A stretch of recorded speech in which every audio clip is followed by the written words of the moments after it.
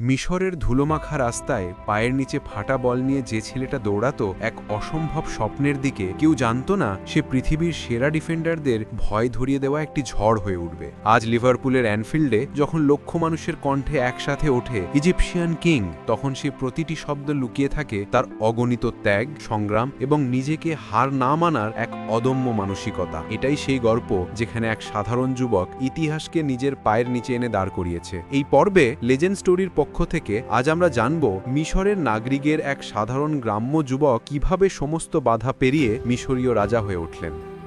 ১৯৯২ সালের ১৫ই জুন মিশরের নাগরিক নামের এক সাধারণ গ্রামে জন্ম নেওয়া মোহাম্মদ সালাহের শৈশব কখনোই বিলাসিতায় ভরা ছিল না, বরং দারিদ্র্য, সীমাবদ্ধতা এবং সুযোগের অভাবের মাঝেও ফুটবলই ছিল তার একমাত্র আনন্দ। যেখানে স্কুল শেষে ক্লান্ত দেহ নিয়ে ঘন্টার পর ঘন্টা পায়ের কাছে বল নিয়ে দৌড়ানোর মধ্যেই সে খুঁজে পেত নিজের সত্যিকারের জীবন। সেই সময়ে তার পরিবার বুঝে যায় এই ছেলেটা ফুটবলকে শুধু ভালোবাসে না, এই খেলাই তার শ্বাস, তার স্বপ্ন, তার বেঁচে থাকার কারণ। এল মুকাউলুন একাডেমিতে নির্বাচিত হওয়ার পর সালাহের জীবন যেন এক নতুন যুদ্ধ শুরু করলো, যেখানে প্রতিদিন ভোরে ঘুম ভাঙতেই তাকে বুঝতে হতো আজ আবার কয়েক ঘন্টার দীর্ঘ যাত্রা। একটার পর একটা বাস বদলানো, তপ্ত রোদ, যানজট, ক্ষুধা আর ক্লান্তি তাকে অপেক্ষা করছে। স্কুল শেষ করে দৌড়ে বের হতে হতো যেন অনুশীলনের এক মিনিটও মিস না হয়। সময়ের অভাবে পড়াশোনায় পিছিয়ে যেতে লাগলো, পরীক্ষায় যেতে পারত না, শিক্ষকদের বকুনি ছিল নিত্য নৈমিত্তিক ব্যাপার। কিন্তু আশ্চর্যভাবে এই কঠিন সময়গুলো কখনো তার মন থেকে স্বপ্নটাকে মুছে দিতে পারেনি, বরং প্রতিটি কষ্ট তাকে আরো জেদি, আরো দৃঢ়, আরো শৃঙ্খলাবদ্ধ করেছে। সে বুঝে গিয়েছিল যদি বড় হতে হয় তবে প্রতিটি ঘামকণা, প্রতিটি প্রতিবন্ধকতার ওপর দিয়ে নিজেকেই পথ তৈরি করতে হবে।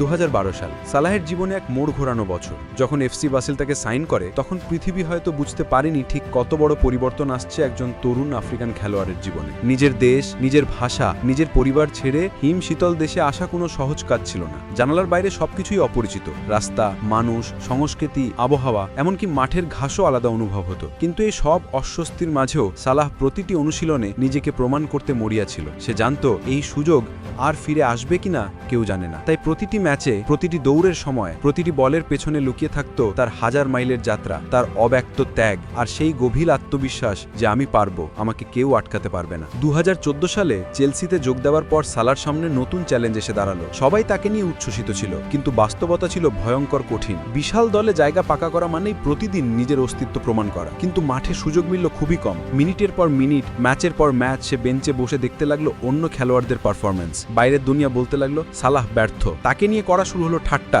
বিশ্লেষকদের নেগেটিভ মন্তব্য, সংবাদ মাধ্যমের সমালোচনা। একজন তরুণ ফুটবলারের মানসিকতা ভেঙে দেবার মতোই যথেষ্ট ছিল এসব, কিন্তু সালাহর ভেতরে যে আগুন জ্বলছিল তা আরো তীব্র হতে লাগলো। সে ব্যর্থতাকে হুমকি হিসাবে নয়, নতুন প্রস্তুতি হিসাবে নিল। সে ঠিক করলো যখন সুযোগ আসবে তখন তার ভেতরের আসল শক্তিটাই মাঠে বিস্ফোরণের মতো প্রকাশ পাবে। চেলসি থেকে ইটালির ফিওরেন্টিনাতে লোনে যাওয়ার পর যেন সালার জীবনে নতুন অক্সিজেন চলে এলো। ইটালির ফুটবল সংস্কৃতি, মাঠের তাল, কোচদের কঠোর পরিকল্পনা সব মিলে সালা যেন আবার নিজের জায়গা খুঁজে পেল। মাঠে দৌড়ানোর সময় তার পায়ের গতি হঠাৎ আবার আগের চেয়েও বেশি দ্রুত হয়ে উঠল। ড্রিবলিং এমন নিখুঁত যে ডিফেন্ডাররা তার সামনে দিশেহারা হয়ে যেত। ফিওরেন্টিনাতে আলোর ঝলক দেখানোর পর রোমা তাকে সাইন করলো এবং সেখানে সালাহ সত্যিকারের সুপারস্টারে পরিণত হলো। গোল, অ্যাসিস্ট, নেতৃত্ব, প্রতিটি ম্যাচে সালার প্রভাব ফুটে উঠতে লাগলো, যেন চেলসির ব্যর্থতার পরে সতর্ক করে দেওয়া এক বার্তা, আমি ফিরে এসেছি আরো শক্তিশালী হয়ে। ২০১৭ সালে যখন জার্গেন ক্লপ সালাহকে লিভারপুলে নিলেন তখন তিনি জানতেন এই খেলোয়াড়ের মধ্যে কিছু আলাদা আছে, কিন্তু সালাহ যেভাবে প্রথম মরশুমেই ইংলিশ ফুটবলকে কাঁপিয়ে দিয়েছিলেন তা কেউই কল্পনা করেনি। প্রতিটি ম্যাচে তার গতি এমন ছিল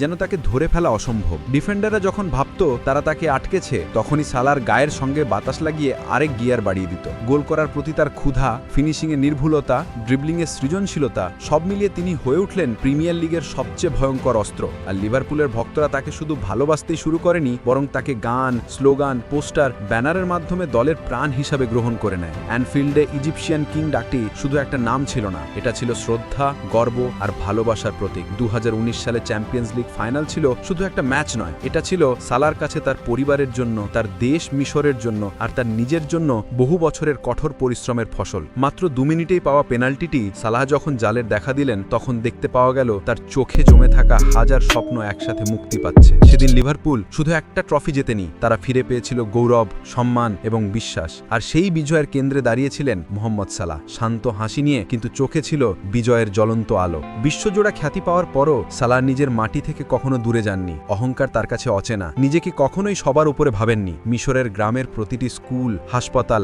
অসহায় মানুষের পাশে দাঁড়ানো, সবকিছুই তিনি করেছেন নিঃশব্দে। মাঠে তার গোল যেমন অমর হয়ে যায়, তেমনি মাঠের বাইরেও তার হাজার মানুষের জীবনে আলোর মতো জ্বলে ওঠে। খেলা শেষে সেজদায় মাথা নত করে তিনি প্রার্থনা করেন, কৃতজ্ঞতার নিঃসঙ্গে নিঃশব্দতায়। এই মানুষটার জীবনই প্রমাণ করে সত্যিকারের মহত্ব শুধু নিজের জন্য নয়, অন্যের জন্য যেভাবে তুমি আলোর খোঁজ দাও, সেই শক্তিতেই লুকিয়ে থাকে সত্যিকারের সুপারস্টারের অভিনয়।